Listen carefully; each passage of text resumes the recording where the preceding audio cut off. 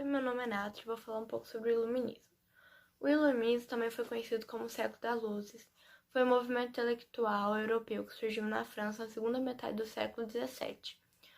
Os iluministas exaltavam a razão em detrimento da fé, ou seja, a razão para eles estava acima da fé. Eles enfatizavam a defesa do conhecimento racional para desconstruir preconceitos e ideologias religiosas. Por suas vezes, essas seriam superadas pelas ideias de progresso e perfectibilidade humana. Os representantes desse movimento queriam combater o obscurantismo, a ignorância e o despotismo. Além disso, queriam divulgar o conhecimento científico a fim de, por meio dele, possibilitar o progresso humano. No entanto, o progresso humano também impossibilitaria o desenvolvimento da ciência. Ou seja, quanto mais o homem conhece a ciência, mais progride intelectualmente e é capaz da ciência ir além. O progresso humano não era entendido apenas pelo viés da ciência, ele também era expresso pelo desenvolvimento literário, teórico, prático, no sentido de que o progresso também deveria ocorrer em questões políticas e morais, e também era conhecido pelo modo artístico. Percebemos então que o iluminismo foi um movimento cultural abrangente e não uma doutrina filosófica específica. Agora eu vou falar um pouco sobre as características do iluminismo. Eles acreditavam na consciência individual e autônoma.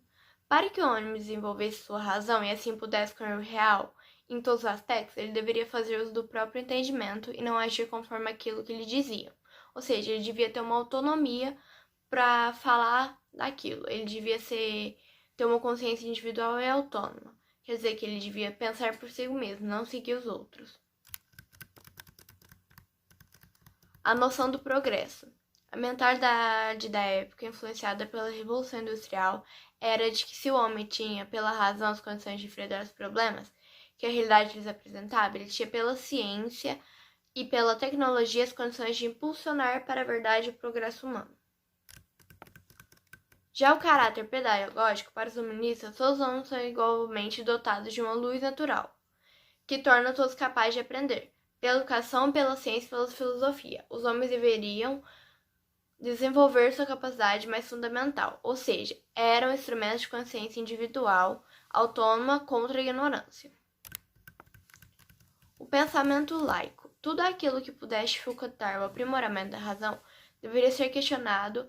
Era preciso, portanto, identificar quais eram esses obstáculos. O principal era a autoridade religiosa que impunha crenças irracionais a fim de manter os homens submissos à igreja e a Deus. Já a autoridade, o homem não poderia permitir que alguém assumisse responsabilidade pelo seu pensamento. O que significa isso? Que o homem tem capacidade de fazer uso da própria razão para estabelecer seus modos de conduta e deve ser o único responsável pelas suas decisões. Ou seja, ele não deve receber uma influência de fora. Ele deve seguir tudo aquilo que ele acredita. Agora, eu vou falar um pouco sobre economia. Eles eram o oposto ao mercantilismo. O Estado deveria praticar o liberalismo.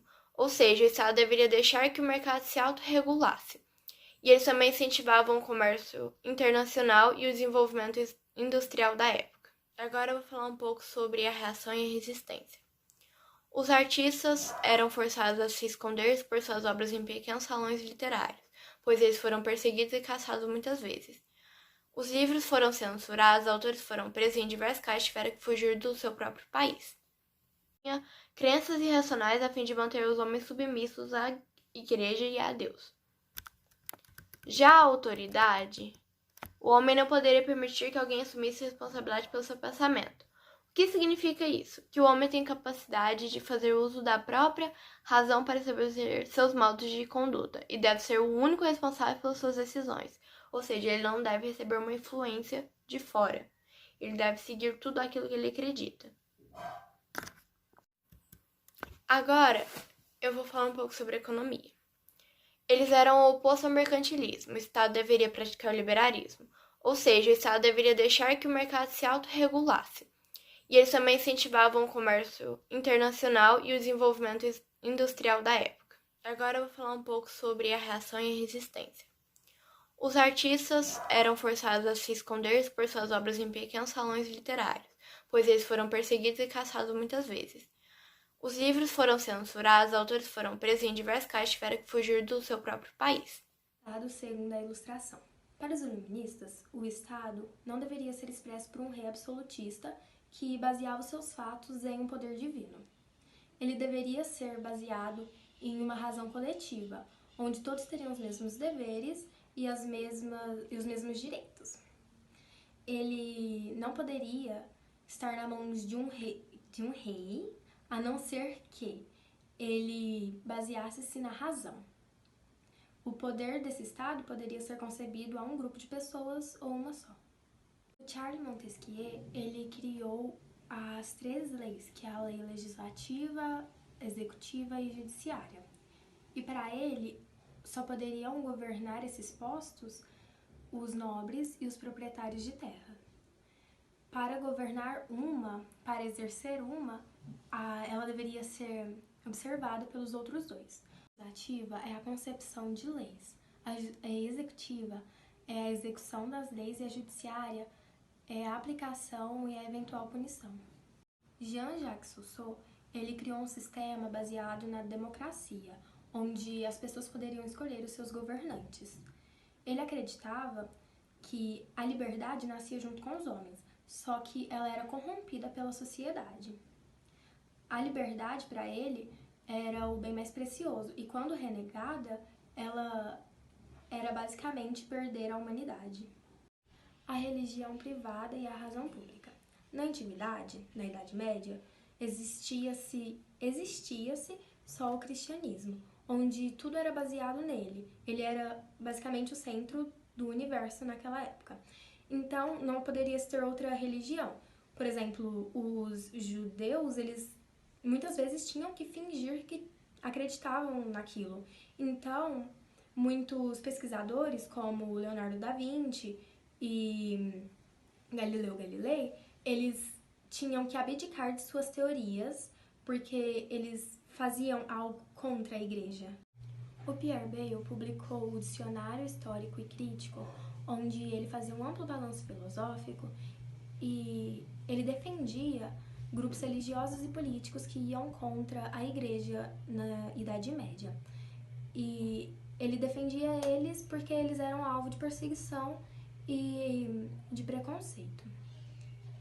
Ele era muito centrado na razão e ele muitas vezes aconselhava as pessoas a não seguirem autoridades régias pregando a tolerância. Eu vou falar sobre o despotismo esclarecido. Despotismo vem de déspota, ou seja, reis absolutistas que adotaram algumas ideias iluministas em seus governos. Os reis absolutistas europeus estavam em uma crise por causa das transformações causadas pelas ideias iluministas. Desse modo, os déspotas esclarecidos implementaram as reformas necessárias para manter o poder e, ao mesmo tempo, reestruturar seus governos. Entretanto, as ideias iluministas adotadas foram apenas aquelas que os favoreciam e não prejudicavam a forma de governo absoluto. A divisão política da América Portuguesa. Desde a União Ibérica, a linha de Tordesilhas já não correspondia aos domínios luso-espanhóis. E, com a mineração, diversos núcleos populacionais situaram-se para além da sua demarcação. Com isso, as missões religiosas serviam como referências das fronteiras. Desde o século XVIII, representantes das duas monarquias negociavam a delimitação das fronteiras coloniais, disputavam as regiões amazônicas e platina. A divisão da América criava fronteiras políticas, desconsiderando as áreas ocupadas pelos indígenas. Nesse mapa mostra o Tratado de Limites, que como ficou dividida, o Brasil entre a América Portuguesa e a América Espanhola. Nesse outro mapa, nós podemos ver a divisão política do Brasil, que foi entre 1774 até 1815, que mostra as capitanias. Nesse mapa, a gente pode ver também as terras indígenas no Brasil, que, como eu disse, eles desconsideraram que os indígenas, que aquelas terras eram dos indígenas e ocuparam mesmo assim. A extinção da Companhia de Jesus.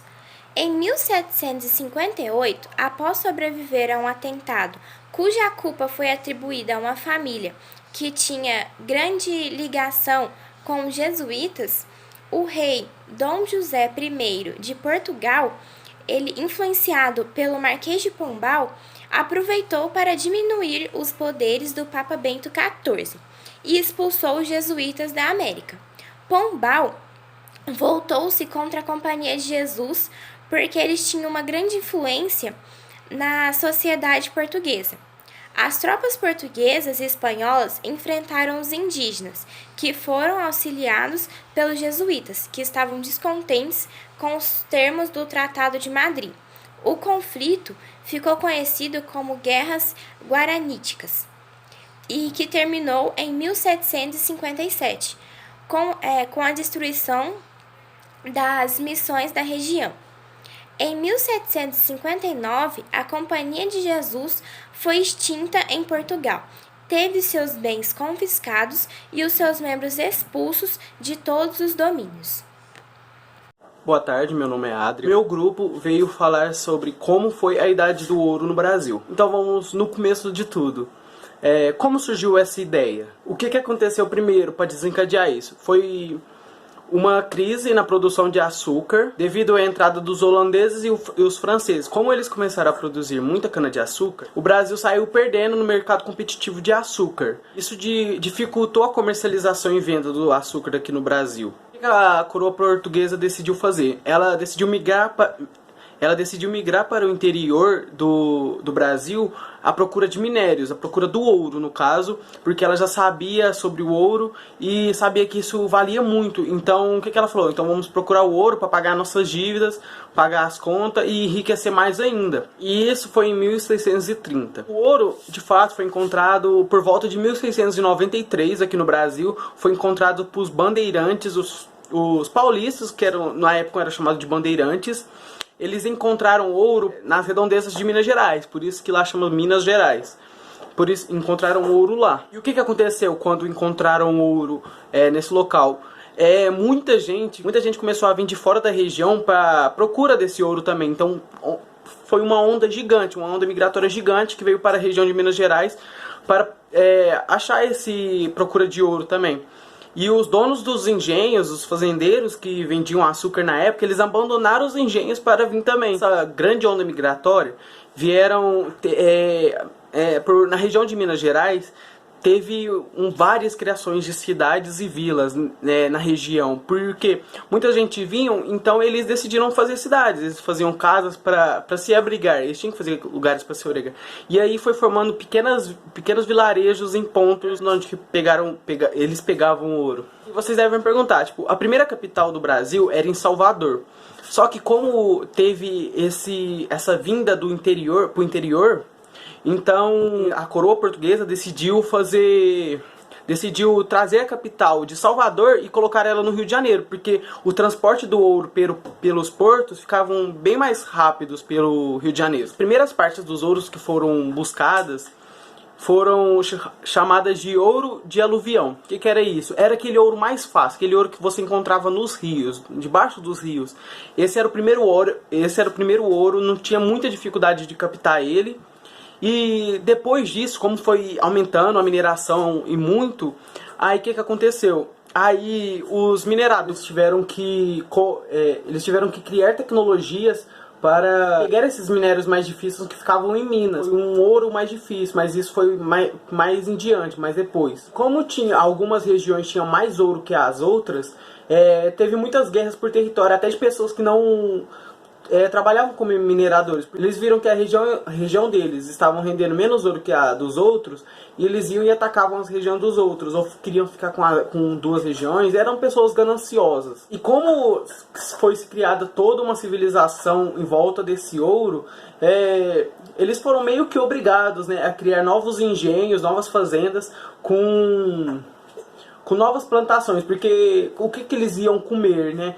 Por mais que eles tinham a pecuária, eles também precisavam da plantação. Agora, sobre a sociedade mineradora. A base da pirâmide mineradora da época foram os negros alforriados. O que eram? Eram negros encarregados de fazer os trabalhos braçais da mineração, carregar os equipamentos para lá e para cá. A sociedade também era composta por muitas pessoas tropeiras. O que eram?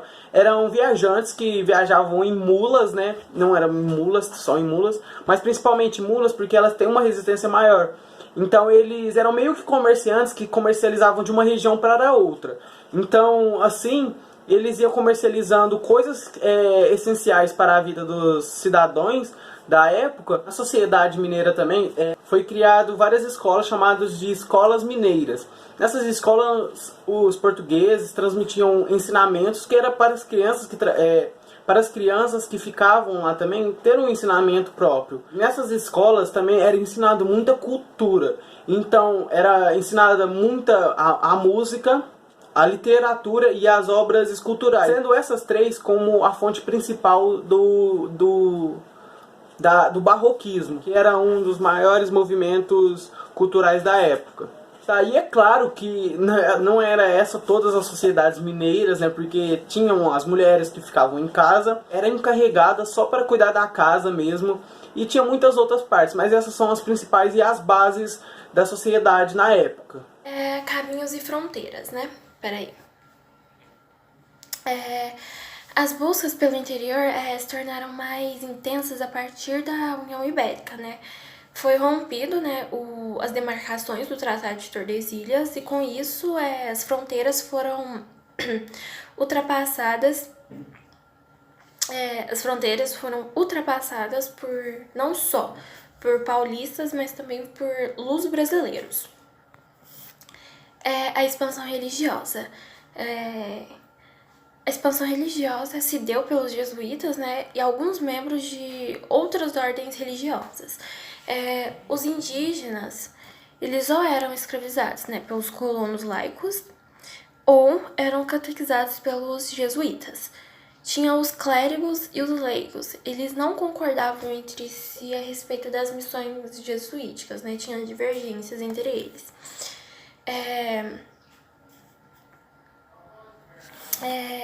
A corrida para a conquista do ouro envolveu milhares de pessoas de todas as capitanias, né? Porque tava vindo pessoas de todos os lugares vindo para cá, né? Em busca de pedras preciosas, metais preciosos, em busca de ouro mesmo. E isso levou milhares de pessoas a começar a explorar o Brasil de várias formas e colonizar algumas áreas, enfim, foi isso. Agora, vamos falar um pouco sobre a economia naquela época.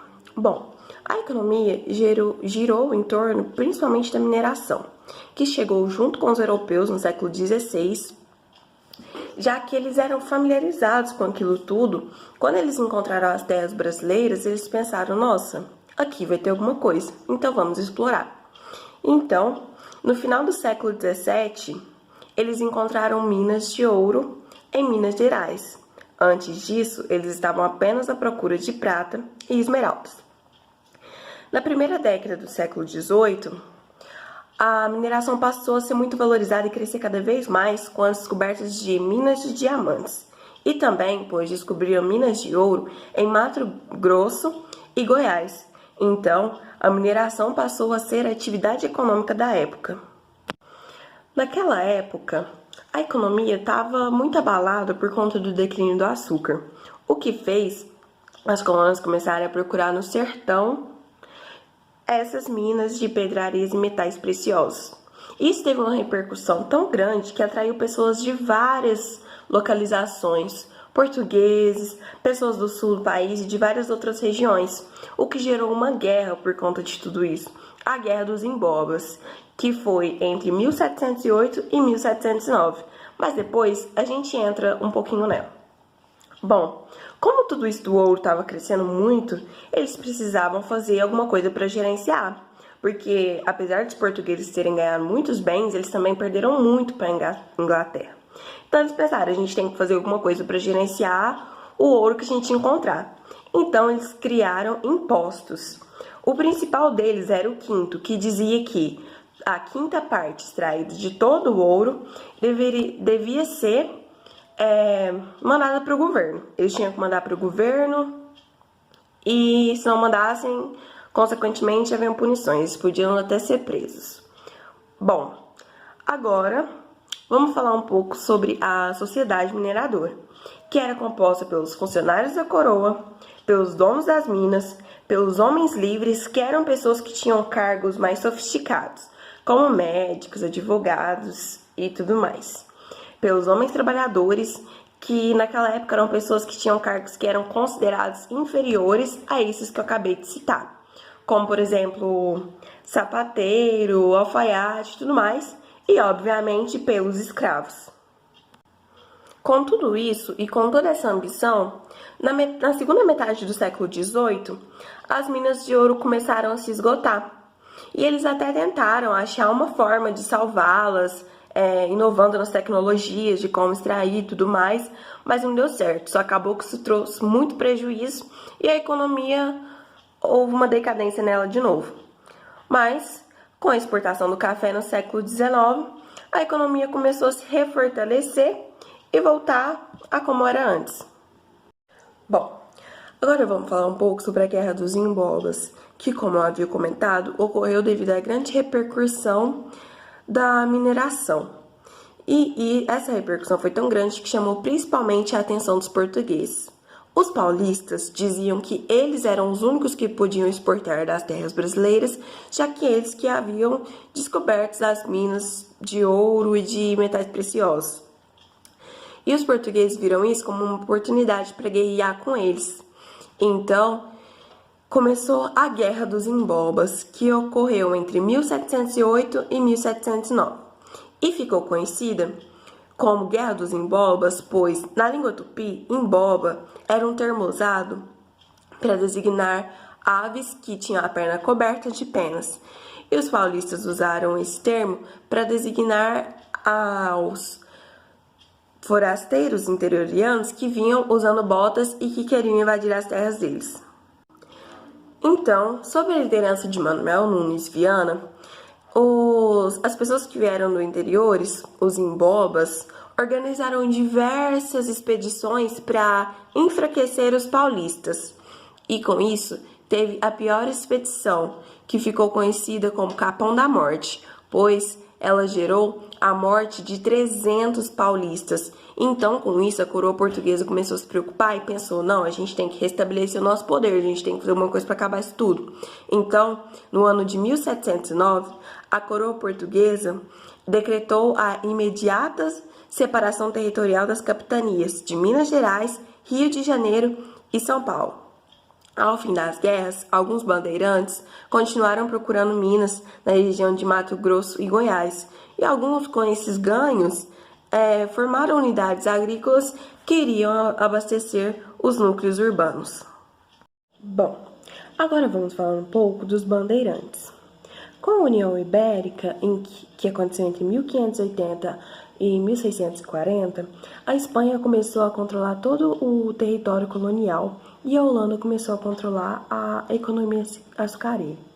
Todas essas mudanças causaram coisas muito peculiares, entre elas a crise econômica, que afetou principalmente os colonos e as pessoas que moravam na região sudeste do país.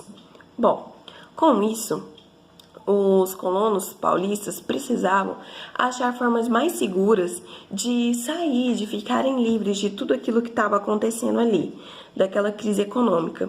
Então, começaram as expedições, nas quais eles saíam do litoral e iam para o interior do Brasil. Conhecida como bandeiras, essas expedições tinham o objetivo de procurar meios que livrassem eles de toda aquela crise que estava acontecendo na época.